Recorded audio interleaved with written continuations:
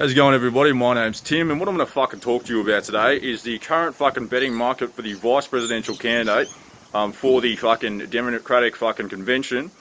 And basically what I'm going to go into detail today is about the fucking current favourites and about the logic about what the fucking people are using to fucking price the current fucking favourites. And I'm going to talk about Kamala Harris, who's currently the favourite. She's got $2 on the dollar. And basically, the fucking thing that I'm going to go into today is how I think she's still most likely to win. But despite this, for some reason, I'm still fucking betting against her. So stay tuned for this kind of unorthodox way of fucking thinking about this that might be a bit curious. And I'm going to give you the inside fucking secrets and tips and ideas that I'm floating around that I'm going to use to fucking bet on this fucking candidate. Stay tuned.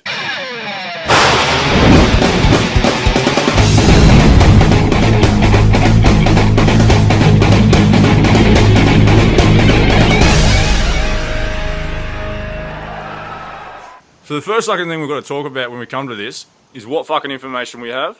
Second thing we've got to talk about is the fucking market and the prices on it. So let's start with the information we fucking have based on what he said. What we've had from him fucking what he said is that he said that they're thinking about 7 to 10 candidates, roughly. This is what he said, okay? We still don't know if this is true, but that's what he said. We also know that he's floated Kamala Harris. We know he's floated this chick from fucking Nevada who was the fucking senator there called Vitma fucking Gretchen. And we also fucking know there's a few others.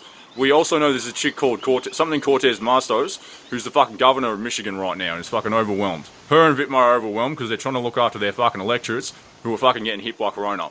Obviously everyone's fucking busy. But basically, that is all we know. This is where, so that's the fucking starting point information.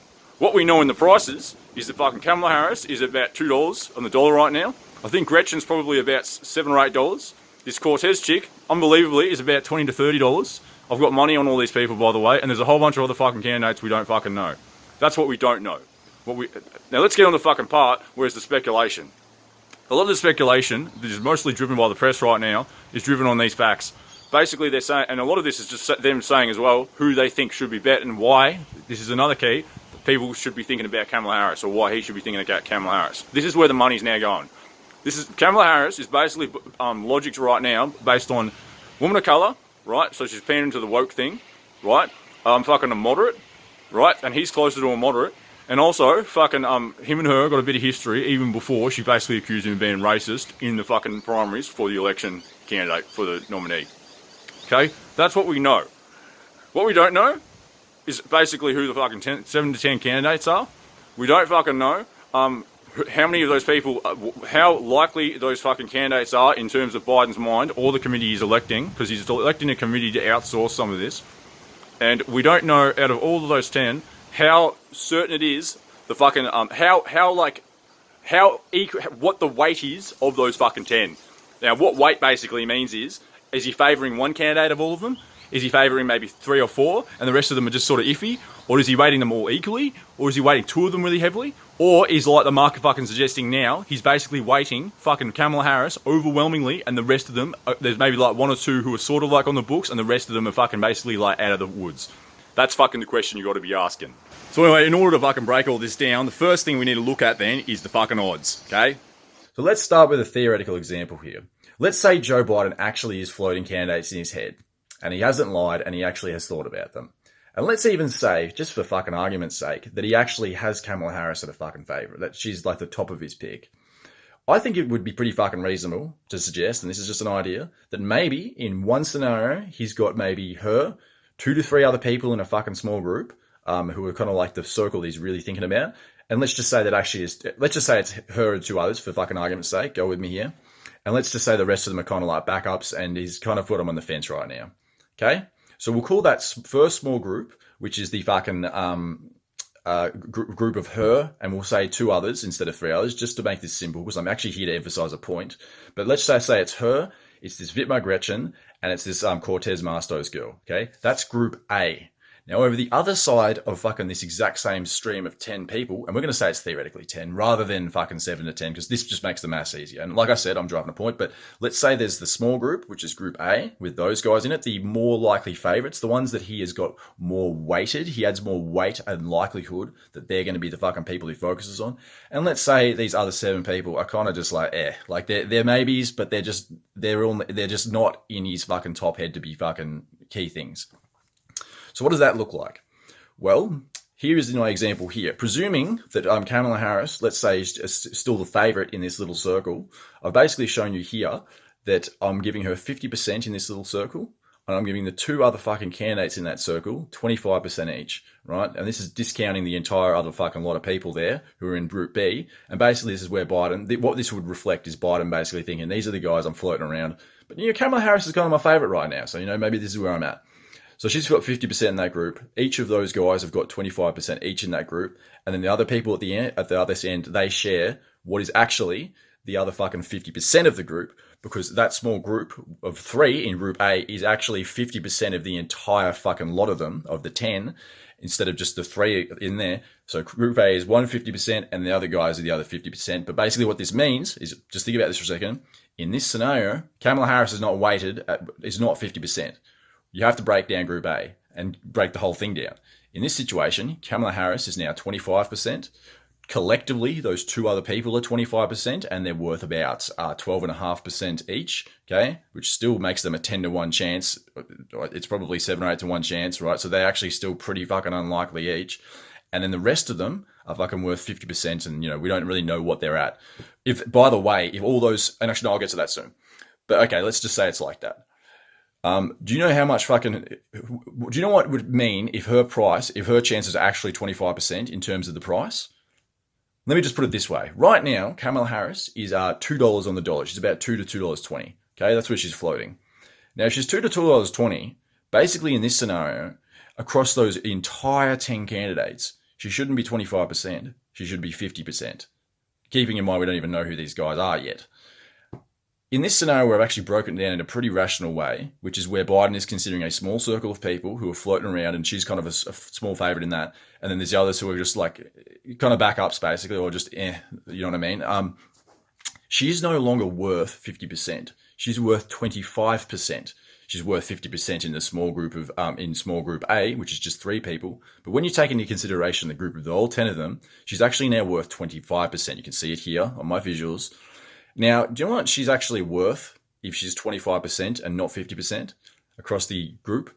She is now worth $4. She is not worth $2.20, okay? Which is more than fucking double what the fucking markets are saying, okay?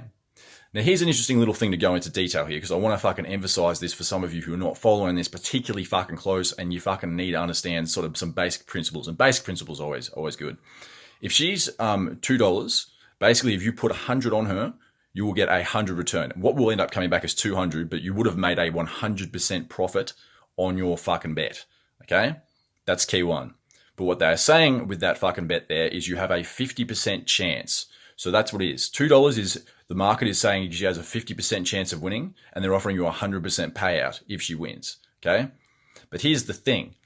If she's fucking offering if she's at $4, they are offering a 400% payout, right? Which is 4 times the fucking initial deposit. It will come out as fucking $400, right? And the chances there are she's only got 25%. The way in betting where you find a value is in a fucking price inaccuracy, okay? And here's the thing about fucking betting that fucking most traders will tell you, and a lot of people don't really think about this when they bet, especially sort of amateurs. And I'm an amateur too, by the way. I'm not saying I'm a fucking pro. No way. And I'm fucking a huge loser on sports and a lot of other things. But this is a key thing, and I've got this from poker, and I know this because I know enough about that game from having played it a lot. When you're betting on a certain result, say you're fucking watching a football match, and there's 2 fucking teams, and you can see a team, and you think, today, this team looks good, I'm going to bet on them because I think I'm going to win. Wrong. The way you've got to be thinking, and this is the best way to be thinking, is what odds do I give that team? And do the odds that I give to that team reflect the same odds of that price of that team? So if that fucking team is Kamala Harris and she's $2 and that's what the market is telling me that they're giving her a 50% chance, I've got to ask myself, do I actually think she has a 50% chance? And in this scenario, I have to go forward again and say, well, I think she's actually got a 25 fucking percent chance, okay? Not 50, but she's actually being priced at 50%, okay? Basically, you're in a situation where they're offering you a small payout for fucking basically small odds.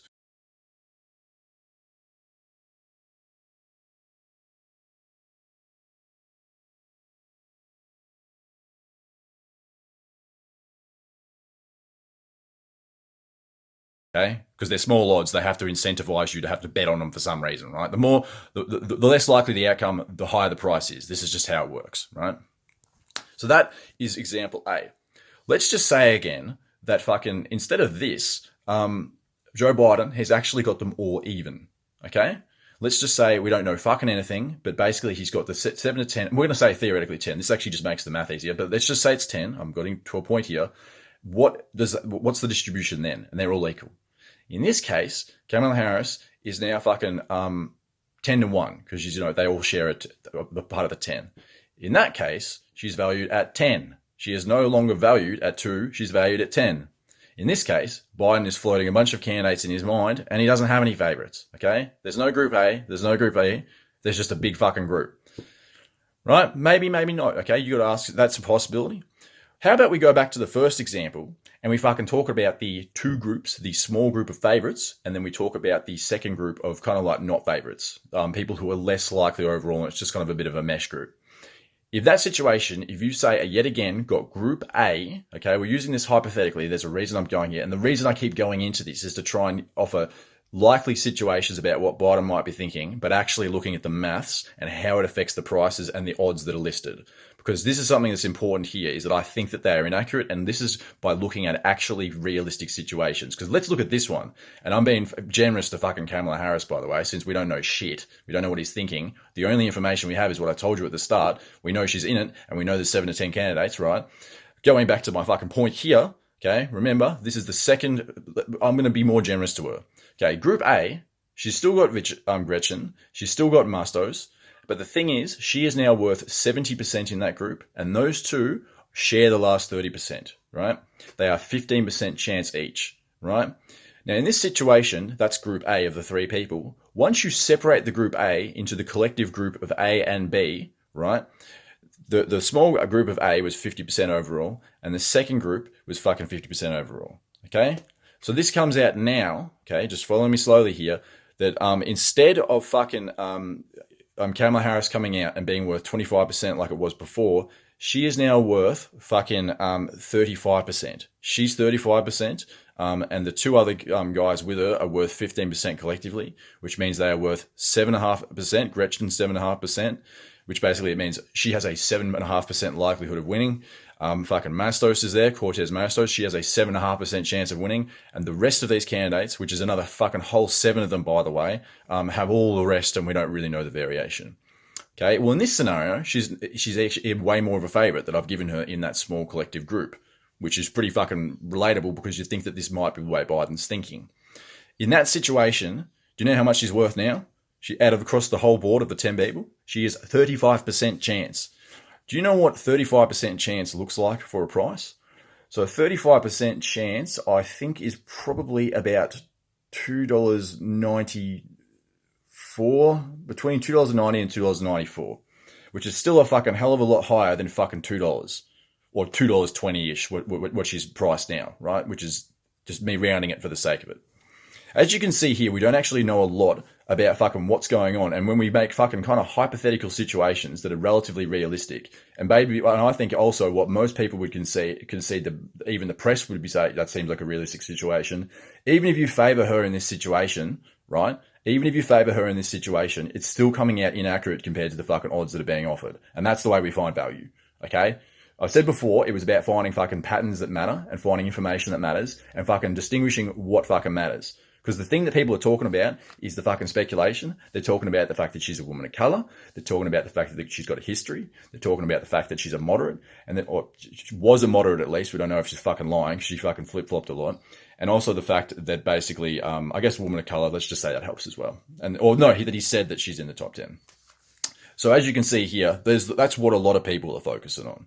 Okay? And they're also thinking, I think that she's going to win, or she's the natural selection. What they're not, there's the information. So get a bit point here. The people are considering the information that we know, which is what Biden said, the information the speculation, but no one's considered the fucking math, which is the way I'm looking at right here now. And as you can see by the math, it's not very realistic that fucking Kamala Harris even is a fucking favorite in a relatively realistic situation, right? And by the way, this is a relatively realistic situation. Her being in a small fucking circle of people and her being the fucking favorite, even if she's a 70% favorite in that small group. Because the only fucking alternative here, which is what the fucking market's priced at, is that she's fucking 50% and all the other fucking people are sharing the other 50%. So in that situation, basically, that's actually where the fucking odds and the price would make sense. At 50%, she should be worth $2. Okay? But I've just given you several other fucking situations that are pretty fucking likely too. And at the end of the day, you got to ask, is it really likely that he's actually picked a fucking candidate, group of candidates, but he's basically chosen one, and the rest of those people collectively are fucking worth something like, so it would be what's fucking left? She's 50, so 50 divided by 9, if you can fucking figure out what the fuck that's worth. Well, if it's 50 divided by 9, if you're assuming all of those people are equally weighted, okay, then that's fucking this price, or this is their percentage of chance each. Maybe if you think that Gretchen, that other chick, are in there still at maybe 20% and 20% each, and we don't even know if that's how if that's right at all. We actually don't even know the people. In that case, you can sort of see how that changes there. But basically, the point I'm trying to fucking emphasize here is that fucking there's a lot of different scenarios that could be the case that are actually relatively realistic and show the price move around. By the way, we also have to consider two other options. One, that they're all evenly distributed, in which case Biden just has not thought about this all, right? And it's just, there's a lot of variation there we don't know. In which case, she would be valued at fucking 10 to 1. 10 to 1, okay? And instead of 2 to 1, which is a fucking huge difference, okay? And the other fucking scenario is, believe it or not, that she's actually not the fucking favorite. Because you want to know fucking something? He could be fucking considering this chick for fucking like attorney general as well, or something like this. That's her fucking background, as being district attorney and being a fucking lawyer. And that's what she's most qualified for, and that's probably what she'd be really keen to do. Okay, because he probably wants to put her in there somewhere. Okay, but putting that aside, because that is just me like making a speculation, kind of like fucking a pundit. But even then, the point is that even with that kind of information there, thinking that, you can sort of see that you don't actually know how she should be priced. There's a lot of different things that could swing how much she's worth. Okay, and in that situation, even knowing that there's a chance she could be doing something else already makes you think intuitively that $2 may not be the correct, that you might not have 50-50. At the end of the day, since we know so fucking little here, you can just sort of see here that if she's at, that she might actually be a fucking underdog, okay? We don't know enough to even rule her out as being an underdog, okay? She might be in that small group of fucking people that I've just mentioned, the Gretchens, the fucking Mastoses, and her. She could be fucking worth 25%, and then the someone else is worth 25%, and then the other one's worth 50%, right? In which case, when she comes out, she's not worth 25% on that exchange. She's worth 12.5%. And if she's worth 12.5%, the way that translates into the prices would mean that she's about 6 to 1. It's probably more than 6 to 1. It actually might be 7 to 1.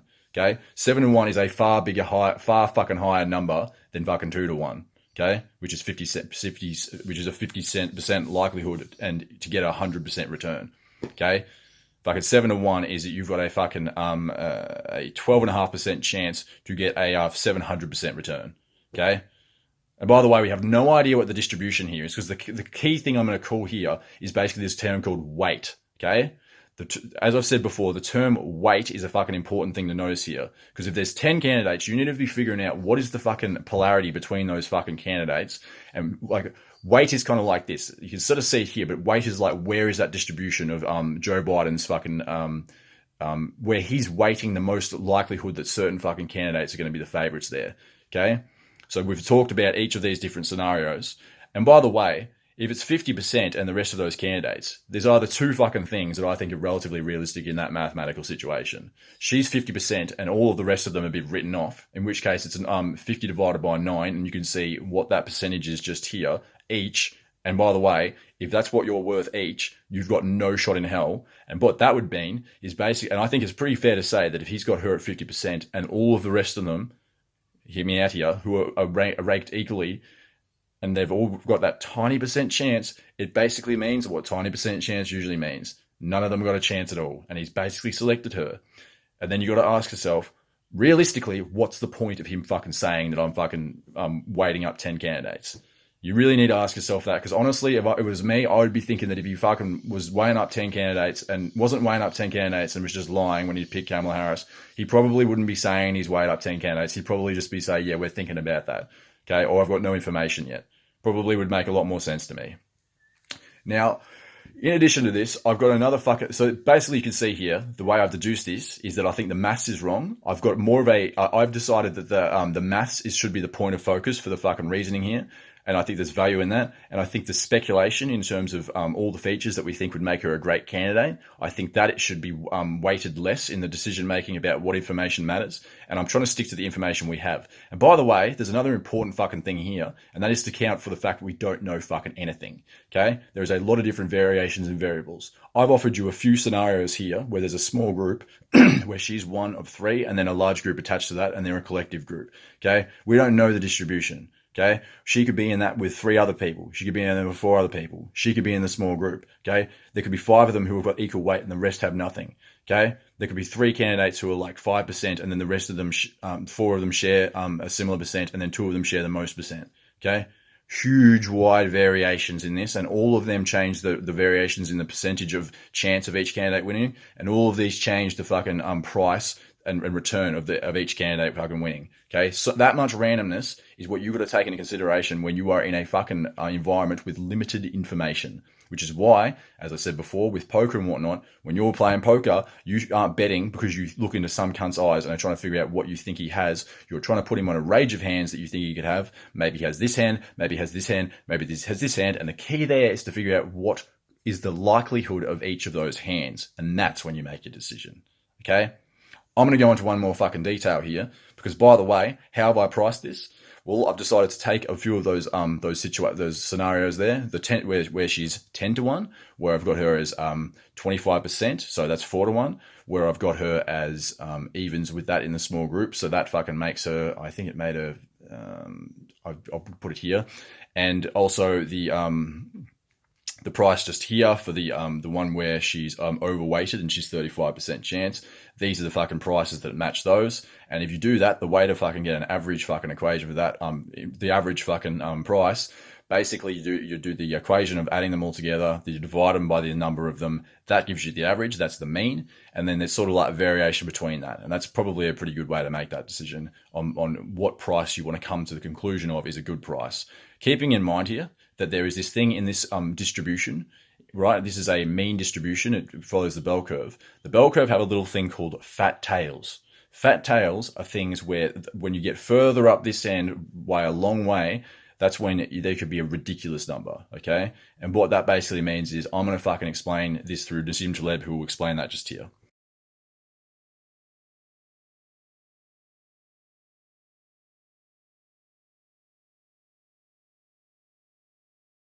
So there's one more thing here, and I think that's very useful about betting against Kamala Harris. The key here is that on the betting exchange, it's not that you can just bet on candidates. If this is on Sportsbet, a bookie, right?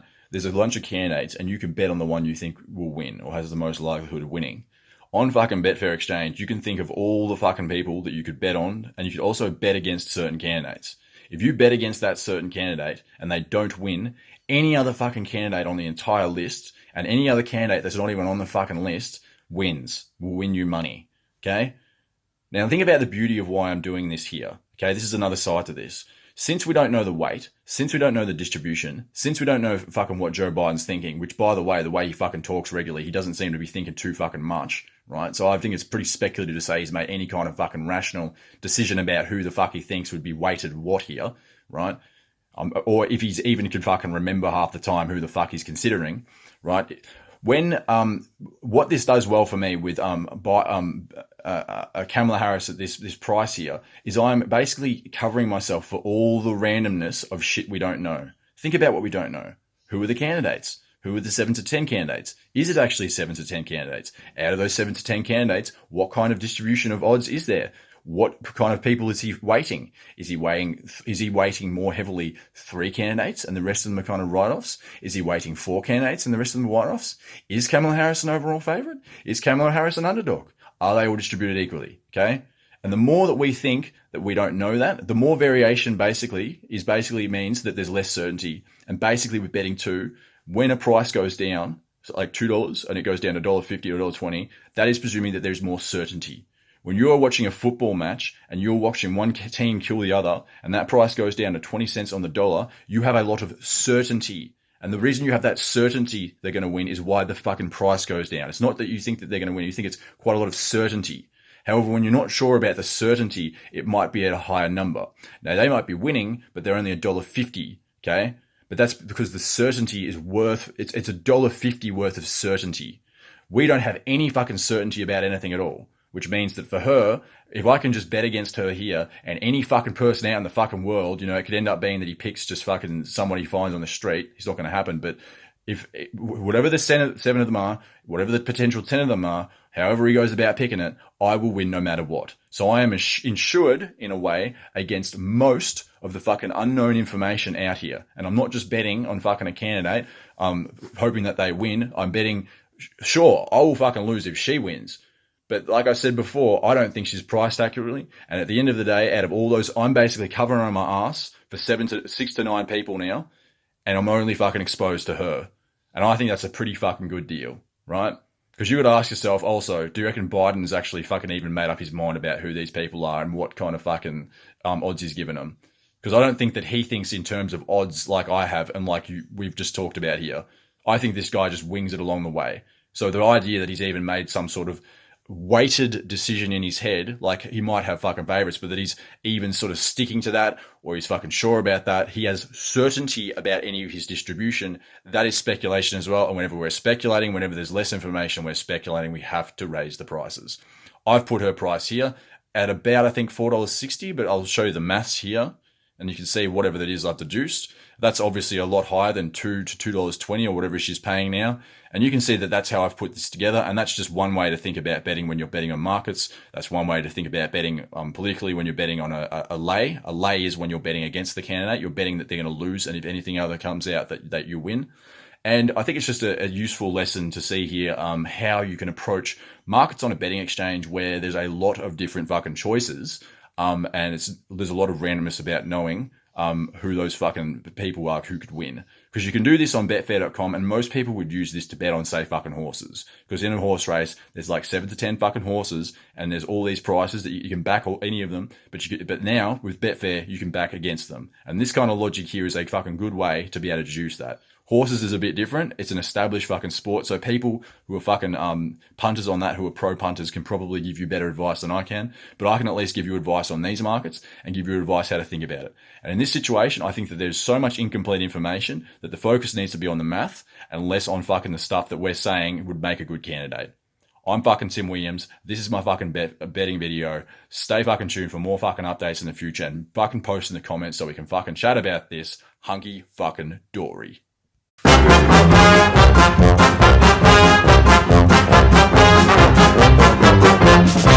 Well, there's a big, big sound from the west of the town. It's the sound of the